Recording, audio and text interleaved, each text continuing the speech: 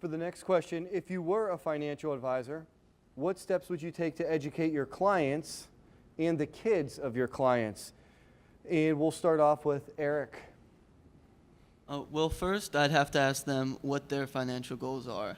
After I learn their financial goals, we could start getting to the basics like budgeting. Budgeting can be a very important tool when it comes to saving for the future. And after we start budgeting, I'd make sure my client is saving all their receipts and managing their money habits and like keeping personal records of every money transaction they make for a more accurate budget. After this, we can get into balancing a checkbook. I think it's important that they balance their checkbook to see where their money is going. And also, when it comes to taxes, I think that they should take an active role in doing their taxes rather than just paying a company to do that for them because they need to see where their money is going. So I would sit down with them while they're doing their taxes and make sure they are doing most of the work and getting an understanding of what they are doing.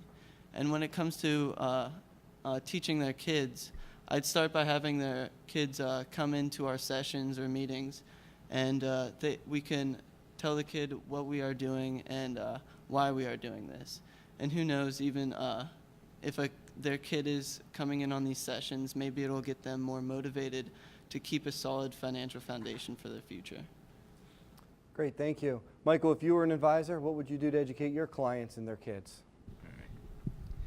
I'm gratified that the CFA Society is here with us today because as a CFA candidate myself, I know going through the ethics section is like, wow, it blows my mind. But as a financial advisor, I think I'd like to preface my answer by saying that we're going to seem like a truly ethical financial advisor. I don't think you have many out there. Could be possibly a myth, but assuming that you do find a good, truly ethical financial advisor, I think the biggest thing is that I don't necessarily think that the client's interest in, let's say, the kids of the clients aren't necessarily mutually exclusive. I like what the previous speaker said about bringing them together into meetings. I think that's a fantastic idea. If the financial advisor can't explain a simple concept like compound interest to a 12-year-old or middle school kid, chances are the adult is not going to understand the same concept too. So I think a big responsibility also falls upon the client, for the client to make sure that if the client understands exactly what is going on, what the financial advisor is doing for the client, then the kid should understand that too. And I think there's a learning experience that can play into both parties. And for the financial advisor, I mean, it's not just about transparency. It's not just about being able to give the best advice without, I guess, taking into account your own self-serving interests. It's also about being able to explain very simply, in simple words, what exactly am I doing with your money? How can I help you achieve your financial goals? Great, thank you. Laura, if you were an advisor, what would you do to teach your clients and their kids?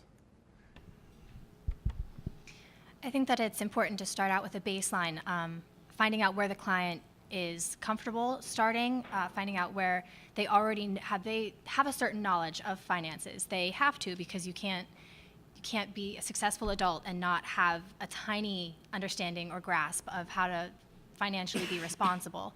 So finding out where their baseline where their understanding stops, and then picking up there. You can, recap where, okay, yes, you know how to file your taxes, so you recap all of that, and then you start in with the different concepts that they might not be as familiar with, and then you make them more comfortable with that. And then including the children into the knowledge, then also parents are primary educators. So most of the things I learned are from my parents. For better or worse, it's true. And so I think that it's very important that the kids be involved in this educational experience. However, I do disagree slightly with both of the other speakers, where I don't think they should be joined in the sessions, because this is a meeting situation where kids aren't going to understand. I knew as 13 and 14 years old, sitting in meetings, it was kind of just like, well, I'm sitting here making doodles. I'm not paying attention. I'm not understanding what's happening. So I think that it's important that the financial advisor help the adult to better understand, and then to give them small tricks into including their child at home, like saying, where can I spend my money best? Where is it not good to spend my money?